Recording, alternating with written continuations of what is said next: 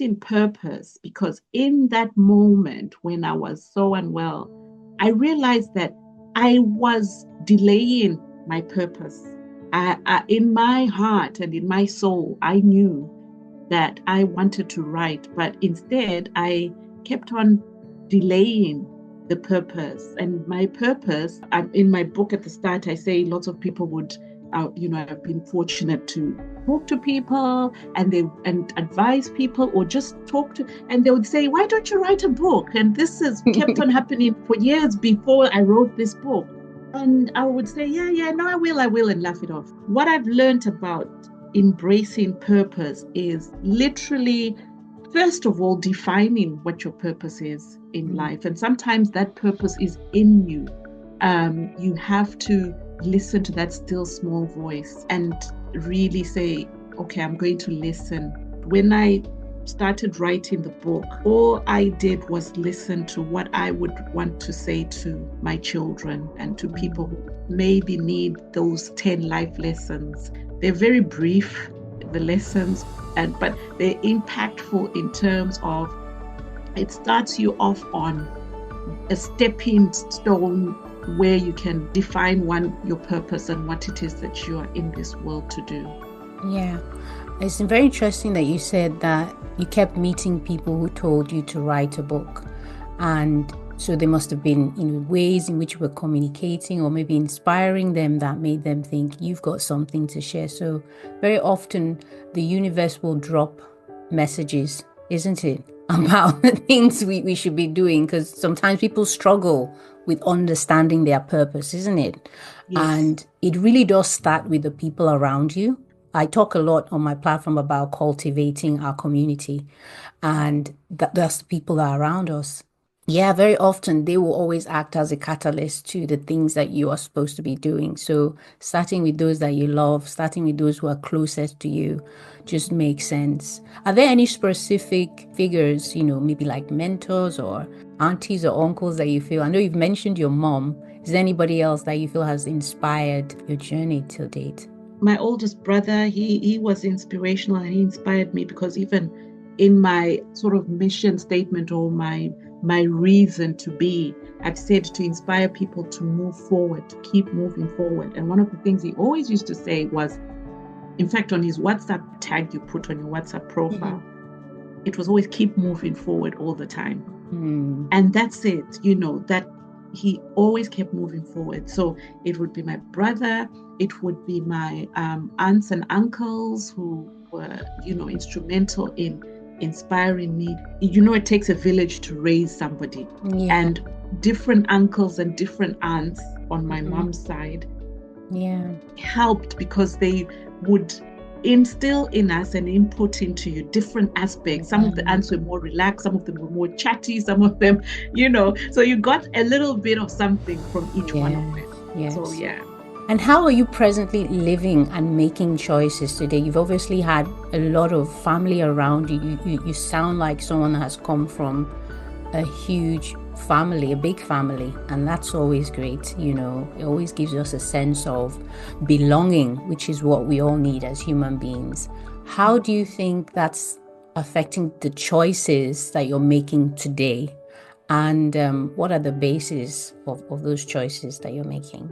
Yeah, that's a good question because I do come from a big family, but the family is in Zimbabwe, in Zambia, South Africa, the bigger part of the family, the extended family. And I think having migrated first to Ireland and then to the UK, our world shrunk. It was just me and my husband before we had children. And it was a challenge having come from a big support system to now be in a society almost where even you don't know your neighbors. And I think that transition for the first, I would say, 10 years, it was a challenge in terms of just realizing it was just us. And then after those 10 or so years, having had children, and then now realizing that, look, we don't have a community here. We're going to have to build our community. We're going to have to reach out to people. We're going to have to build our network in terms of having friends who support us, friends for our children, people who maybe can even, without them knowing, we're mother figures to us or father figures or uncles. So I started to almost not replace, but build that big family of people who had like-mindedness, who had the same values as we did, and just built it like that, bit by bit, along the way. And so that's how I would say. I love that you picked on that aspect of the transition from different cultures, and very often people miss that when they see people or meet people like us. They forget that there has been a transition and we're still trying to get over that transition, especially when we come into the space of rearing our children, growing our families, because we had understood a certain script or narrative back home, and that narrative can't exist where we are. So we have to rewrite our story. We have to figure out how we want to do it here and still maintain our, principles, our values, our faith, the things that we believe in. So finding that again here is, it takes a lot of, power and faith to do it. Yes. Yeah, it does. Yes. So thank you for sharing that. That's really good. Yeah.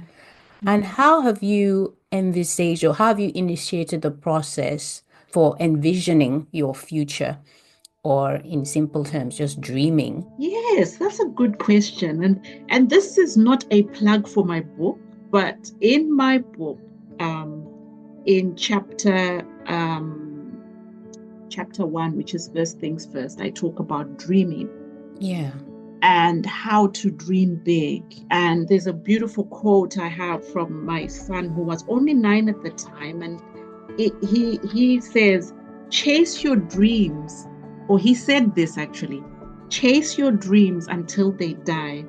And if they die, they were never yours. Oh my gosh. Yes. And he was only 9. Who wrote that? My son. He was Vuso. He said it to me when he was 9. He's now 17. He's 9. He was 9 at the time. He was 9 when he wrote that quote. Yeah, he said it to me. He said, and I wrote the quote down and I put it on my fridge door because I thought, wow, dreams. Chase your dreams until they die. And if they die, they were never yours. Oh my God. So the power of dreaming, you need to carve out time and space to dream.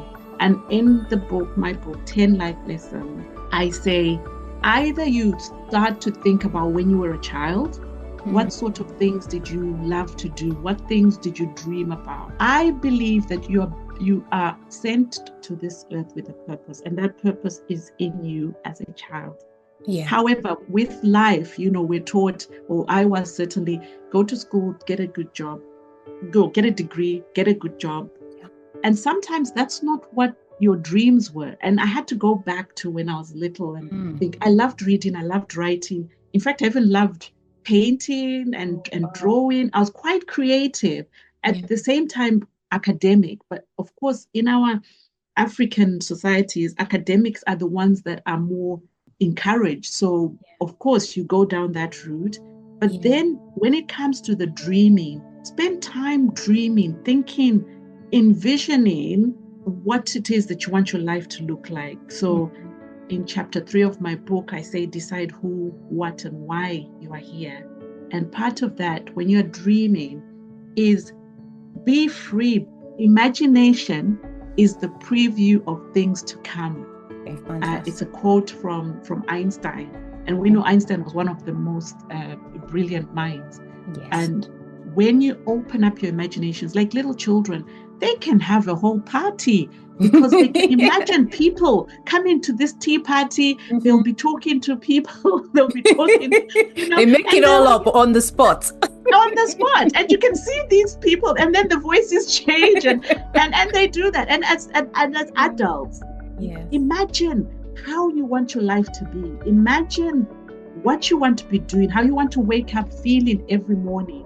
And that's the dreaming aspect of it. You have to dream big, and when you dream big, then there's the action to it. Because if you have dreams without action steps of how you're going to achieve those dreams, they just stay as dreams. Yes. Yes. So Fantastic. Oh, thank you, Chipo. It's funny that we are actually having this conversation at this point in time because without even knowing all of this about your book, I had started talking about dreaming when this year started. yeah. Something just came on me that, you know what, we need to start dreaming again. Just because you become a certain age or you're a parent or you have a job doesn't stop your imagination from envisioning new things, new possibilities. And even, the word of God, it says, forget the former things. I am doing a new A thing. new thing. I'm doing a new thing. Do you not perceive it now? Yes. And It that springs perception forth. is the dreaming, isn't it? Yes. Yes. Yes. Yes, yes, Exactly. yes. Yeah. Awesome, awesome. Yeah. So, are there any, life examples, any recent life examples that you would like to share on some big decisions that you've had to make recently? Because I find when it comes to certain big decisions in life, sometimes we can get stuck and we feel like you can't move on. Maybe the dream, you're now walking that path, you're trying to actualize it, but you get stuck because of some big hurdles or challenges you might be having. Are there any that you've learned from recently you want to share about? Wow. Yes. There's so many because one of the things about me is I'm very authentic, and what I feel and think is what people get, not in a bad way, but I am actually at this moment in my time, 2025, in a transitional stage. And I think the big decision that I would say I have had to, I would say, I don't know whether it's grapple, maybe hold or mold or think about is, okay, I have a career. Okay. I have a job that I do 5 days a week, very challenging, fulfilling. I love my job.